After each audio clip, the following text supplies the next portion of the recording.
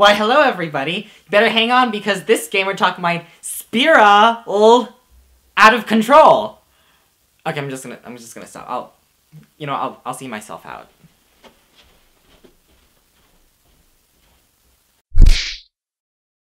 In light of yet another HD remix, let's talk about Final Fantasy X. I think it's one of the perfect games to get into RPGs, especially JRPGs. I mean, you can definitely see its influence in other RPGs. As I've mentioned in a previous video, it's pretty easy to draw parallels between Final Fantasy X and Tales of Symphonia. It was just masterful how the themes of religion and faith were incorporated into Final Fantasy X, which is funny because faith and sin are characters in the game. It was so interesting listening to people talk about faith and sin as characters, and then reinterpreting what they were saying as if they're talking about the concepts of sin and faith. And as I've said before, the art style is very beautiful and unique. The story was pretty focused and deep, but at the same time, I think it's the art that really carried me through the game. I can never put my finger on why, but I always thought that Final Fantasy X looked a lot better than the more recent titles. Final Fantasy XII just looked a lot less, colorful. The brightness of the blue spheres and Yuna's dress always stuck out to me. So I did a little bit of research on the inspiration behind Spira and Ivalice, and it makes a lot more sense now. Here's a bit of cool trivia for you.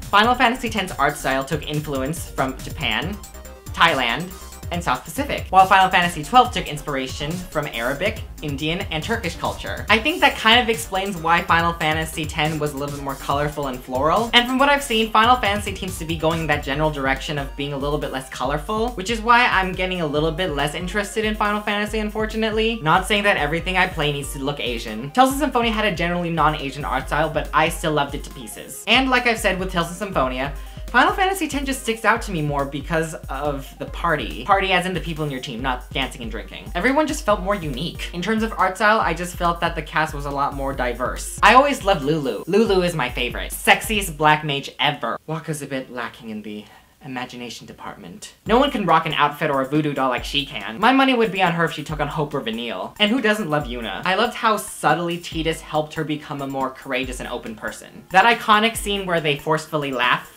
is very, very awkward, but at the same time, it's so cute. And I realized that I really loved her when she's in that wedding dress and she just kissed Seymour and she, she's standing on that ledge and everybody's like worried about her, like, oh my god, what's she gonna do? Like, is she actually gonna jump to her death? And then she's like, don't worry, I can fly.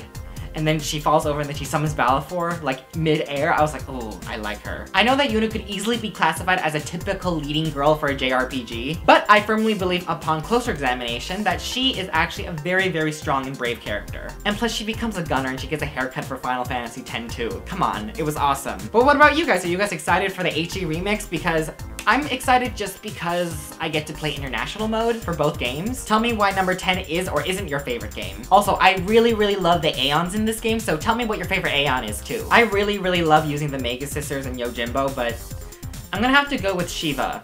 Yeah, Shiva's my favorite.